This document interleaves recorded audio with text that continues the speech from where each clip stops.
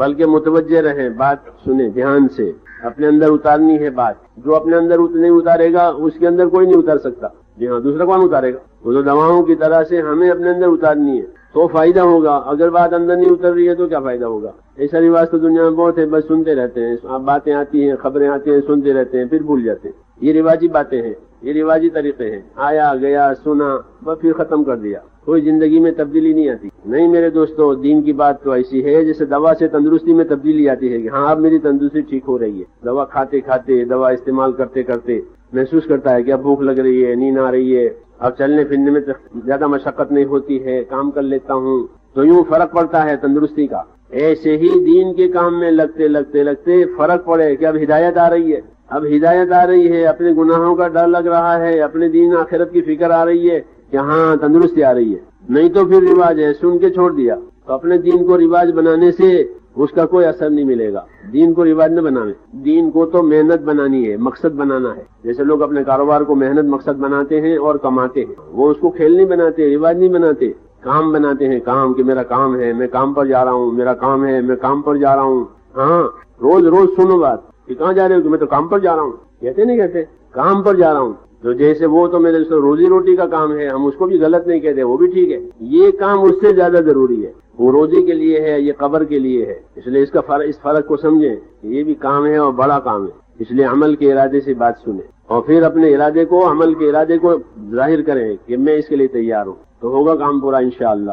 اور بات یہ عرض کرنی ہے میرے دوستوں کہ اللہ نے ہماری زندگی ایک کام کے لیے دی ہے. 50 برس ہوں، 60 برس ہوں، 70 برس ہوں، جو بھی ہو، وہ ایک کام کے لیے دی ہے. جو آدمی اپنی زندگی اس کام پر لگاوے گا تو اس کی زندگی قیمتی بنے گی، کامیاب بنے گی. اور جو اس پر نہیں بناوے گا، اس کام پر زندگی نہیں لگاوے گا اور اپنے آپ کو اس کام کا تابع نہیں بنے گا، اللہ حفاظت فرماوے کہ وہ بیچارہ پچھتاوے گا. اس کا پچھتانا یقینی ہے. اور یہ پچھتاوا ایسے وقت میں ہوتا ہے کہ پھر کوئی فائدہ نہیں ہوتا. اور وہ پچھتاوا ہوتا ہے آدمی کو اپنی زندگی کے خاتمے پر، زندگی ختم ہو رہی ہے اور پچھتاوا ہو رہا ہے. حسرت کہتے ہیں اس کو، حسرت، پچھتاوا جو موت کے وقت میں آتی اور وہ کسی سے کہہ بھی نہیں سکتا اور علاج بھی نہیں کر سکتا، اس لیے کہ موقع چلا گیا ہاتھ سے.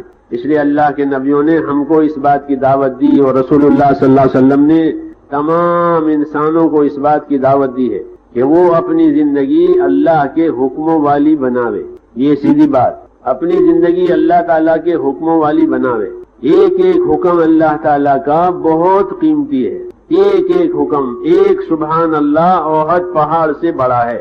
حدیثوں میں ہے ایک سبحان اللہ، جب اس کا معاوضہ اور قیمت اللہ چکائیں گے ایمان والے کو تو ایک سبحان اللہ احد پہاڑ سے بڑا، ایک الحمدللہ احد پہاڑ سے بڑا. مدینہ منورہ کے شمال میں پہاڑ ہے، مشہور پہاڑ احد پہاڑ، بہت لمبا چوڑا ہے. جنہوں نے دیکھا ہوگا انہوں نے دیکھا ہوگا. تو اس کی طرف اشارہ ہے کہ ایک سبحان اللہ احد پہاڑ سے بڑا. تو سوچیں اس کو کہ جب ایک سبحان اللہ جس کی زبان آدمی ہلاتا ہے اور بول لیتا ہے، کوئی مشقت نہیں ہے، تو جب اتنے آسان عمل پر اتنا بڑا انعام ہے تو باقی عملوں پر کیا ملے گا وہ سوچ لے. جو بھاری بھاری کام ہے باقی، یہ اللہ تعالیٰ کے انعامات کی بات ہے. تو وہ زندگی میرے دوستو جب حکم والی بنے گی تو اللہ تعالیٰ کے انعامات کے دروازے کھلتے ہیں. اس لیے اس کی دعوت دی گئی ہے کہ اپنی زندگی کو حکموں والی بناویں، خواہشوں والی نہ بناویں. دو لائنیں ہیں، ایک حکموں کی لائن ہے، ایک خواہش کی لائن ہے. بائیں طرف کا جو پہلو ہے وہ خواہشوں کا اور دائیں طرف کا جو پہلو ہے وہ حکموں کا. سیدھی لائن اصحاب یمین، سیدھی لائن داہنے ہاتھ والے، داہنی سائیڈ والے کہ وہ کون ہے کہ وہ حکموں والے ہیں، اور بائیں سائیڈ والے کہ وہ کون ہے کہ وہ اپنی خواہشوں پر چلنے والے. دو ہی طاقتیں آدمی میں اللہ نے رکھی ہے، یا حکموں پر چلے یا اپنی خواہشوں پر چلے. جو لوگ اپنی خواہشوں پر چلیں گے اور حکموں کی پرواہ نہیں کریں گے، ان کا کیا نتیجہ ہوگا، ان کی کیا حالت ہوگی. تو میرے دوستو جو اپنی خواہشوں پر چلیں گے ان کی دنیا ان پر تنگ ہو جائے گی. کیا ہو جائے گی؟ ان کی دنیا ان پر تنگ ہے. نہ ان میں کوئی صفت پیدا ہوگی، نہ ان میں کوئی ہمدردی پیدا ہوگی، نہ کچھ نہیں. جیسے جانور کی زندگی ہوتی ہے، جانور کے دل میں کسی کی جگہ نہیں ہے. جی ہاں، کوئی جگہ نہیں. چھوٹا بڑے کو، بڑا جو ہے وہ چھوٹے کو مارے اور بڑی مچھلی چھوٹی مچھلی کو کھا جائے. کیوں یہ ہوتا ہے نا سمندر میں کہ جو بڑی مچھلی ہے وہ چھوٹی مچھلی کو کھا لے. جنگل میں جو بڑا جانور ہے وہ چھوٹے کو دبوچے. یہی نظام دنیا کا کہ جو لوگ اپنی زندگی خواہشوں پر گزاریں گے ان کی زندگی تنگ ہو جائے گی. جتنا بھی ان کو ملے ان کے لیے کافی نہیں ہوگا، پورا نہیں ہوگا. جتنا بھی ملے یوں کہ اور چاہیے اور چاہیے اور چاہیے. اس لیے ان کے پاس نہ وقت ہوتا ہے، نہ فرصت ہوتی ہے، نہ کوئی ترتیب ہوتی ہے، کچھ نہیں. صبح دوپہر کا کھانا عصر کے وقت کھائیں گے. کب کھائیں گے؟ یہ کیا بات ہوگی کہ بیجی ہوں بیجی، یہ بیجی کھانے کی بھی فرصت نہیں ہے. ہاں ہم نے دیکھا لوگوں کو کہ ابھی سے وہ کھا رہے ہو، کہاں بیجی ہیں. اور رات کا کھانا 2 بجے کھاتے ہو، یہ ہم نے دیکھا رات کا کھانا 2 بجے کھاتے. یہ کیوں؟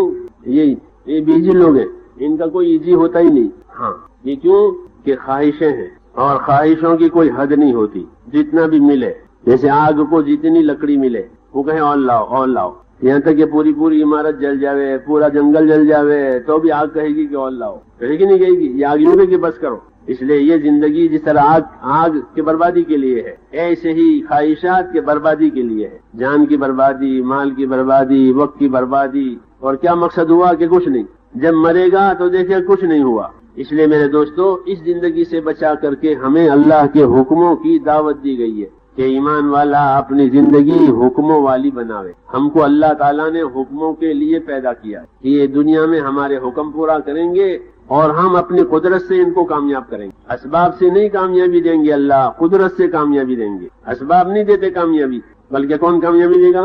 اللہ دیں گے. ہاں، اور اللہ کے پاس قدرت ہے. ہاں، ہمیں اللہ تعالیٰ کی قدرت سمجھ میں آ جاوے کہ حق تعالیٰ شانہ بڑے ہیں، بڑی قدرت والے ہیں، اور اللہ کے فیصلے اپنی قدرت سے چلتے ہیں، اور اپنی قدرت سے اللہ فیصلے کرتے ہیں، فیصلوں کو انجام دیتے ہیں.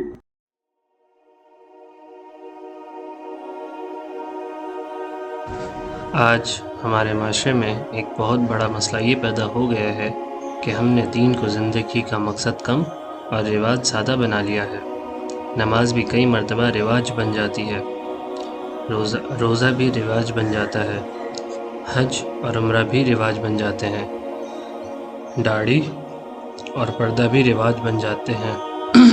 لیکن اللہ تعالیٰ ہم سے صرف ظاہری اعمال نہیں بلکہ اخلاص اور مقصد طلب کرتے ہیں. میرے بھائی دوستو بزرگوں، رواج وہ ہوتا ہے جو انسان لوگوں کو دیکھ کر کرتا ہے، اور مقصد وہ ہوتا ہے جو انسان اللہ کو راضی کرنے کے لیے کرتا ہے. اگر نماز اس لیے پڑھی جائے کہ لوگ کیا کہیں گے تو یہ رواج ہے. اگر نماز اللہ کے حکم کی اطاعت میں پڑھی جائے تو یہ مقصد ہے. اگر پردہ صرف خاندانی رواج کی وجہ سے ہو تو ایک بات ہے، لیکن اگر پردہ اللہ کی رضا کے لیے ہو تو یہ عبادت بن جاتا ہے. اسلام چند رسومات کا نام نہیں ہے، اسلام پوری زندگی کا نظام ہے. اسلام ہمیں سکھاتا ہے کیسے اٹھنا ہے، کیسے سونا ہے، کیسے کمانا ہے، کیسے خرچ کرنا ہے، کیسے رشتے نبھانے ہیں، اور کیسے اللہ کو راضی کرنا ہے. آج بہت سے لوگ مسجد میں مسلمان نظر آتے ہیں لیکن بازار میں اسلام نظر نہیں آتا. نماز میں اسلام نظر آتا ہے لیکن معاملات میں اسلام نظر نہیں آتا. یہی وجہ ہے کہ دین کئی جگہ مقصد کے بجائے رواج بن کر رہ گیا ہے. صحابہ کرام رضی اللہ عنہ نے دین کو رواج نہیں بنایا تھا، انہوں نے دین کو اپنی زندگی کا مقصد بنایا تھا. جب اللہ کا حکم آتا تھا تو فوراً سر جھکا دیتے تھے. جب قرآن کی آیت نازل ہوتی تھی تو اپنی زندگی بدل لیتے تھے. ان کے لیے دین صرف جمعہ کا نام نہیں تھا، صرف رمضان کا نام نہیں تھا، بلکہ ہر لمحہ اللہ کی بندگی کا نام تھا. آج ہم میں سے کئی لوگ صرف چند موقعوں تک محدود کر دیتے ہیں. رمضان آیا تو دین آ گیا، جمعہ آیا تو دین آ گیا، کسی کا انتقال ہوا تو دین یاد آ گیا. لیکن روزمرہ کی زندگی میں اللہ کے احکام کو بھول جاتے ہیں. اگر دین ہماری زندگی کا مقصد ہوتا تو کیا ہماری نمازیں قضا ہوتی؟ کیا ہم جھوٹ بولتے؟ کیا ہم حرام کمائی کی طرف جاتے؟ کیا ہم لوگوں کے حقوق مارتے؟ ہرگز نہیں. اللہ تعالیٰ نے قرآن میں فرمایا، میں نے جن اور انسان کو صرف اپنی عبادت کے لیے پیدا کیا ہے. یعنی ہماری پیدائش کا مقصد اللہ کی بندگی ہے. ڈگری حاصل کرنا مقصد نہیں ہے، پیسہ کما لینا مقصد نہیں ہے، گھر بنانا مقصد نہیں ہے. یہ سب ضروریات زندگی ہیں. اصل مقصد اللہ کی رضا حاصل کرنا ہے. جس انسان نے اپنی زندگی کا مقصد اللہ کو بنا لیا، اس نے کامیابی کا راستہ پا لیا. کو مقصد بنانے کے لیے اخلاص ضروری ہے۔ آج کئی مرتبہ انسان نیک عمل تو کرتا ہے لیکن لوگوں کی تعریف کے لیے کرتا ہے، قرآن پڑھتا ہے لیکن لوگوں کو سنانے کے لیے پڑھتا ہے، صدقہ دیتا ہے لیکن شہرت کے لیے دیتا ہے۔ ایسے عمل کا اجر اللہ کے پاس کم ہو جاتا ہے۔ اللہ وہ عمل قبول فرماتے ہیں جو صرف اور صرف ان کی رضا کے لیے کیا ہو۔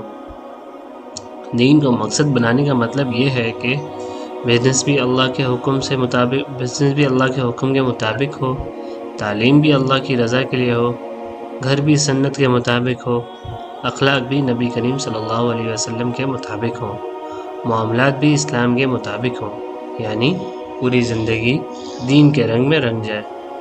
میرے بھائی دوستو بزرگوں، آج اکثر لوگوں کی پلاننگ صرف دنیا کے لیے ہوتی ہے۔ 5 سال بعد کیا کرنا ہے، 10 سال بعد کیا کرنا ہے، کتنا پیسہ کمانا ہے، لیکن کتنے لوگ آخرت کی پلاننگ کرتے ہیں؟ کتنے لوگ سوچتے ہیں کہ قبر میں کیا جواب دیں گے، اللہ کو کیا منہ دکھائیں گے، جنت کے لیے کیا تیاریاں کی ہیں؟ جب دین مقصد بن جاتا ہے تو انسان دنیا کے ساتھ ساتھ آخرت کی بھی فکر کرتا ہے۔ جو انسان دین کو مقصد بنا لیتا ہے اس کی نماز بہتر ہو جاتی ہے، اس کے اخلاق بہتر ہو جاتے ہیں، اس کے معاملات بہتر ہو جاتے ہیں، اس کے گھر میں سکون آ جاتا ہے، اللہ اس کی زندگی میں برکت عطا فرماتے ہیں، اور سب سے بڑی بات اللہ اس سے راضی ہو جاتے ہیں۔ آج ہم سب اپنے دل سے سوال کریں، کیا میرا دین صرف رواج ہے یا مقصد؟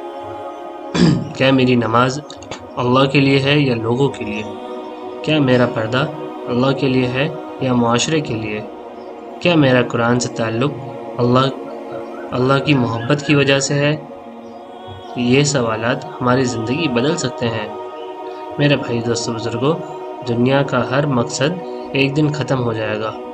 نوکری ختم ہو جائے گی، کاروبار ختم ہو جائے گا، شہرت ختم ہو جائے گی، دولت ختم ہو جائے گی، لیکن اللہ کے لیے کیا ہوا عمل کبھی ضائع نہیں ہوگا۔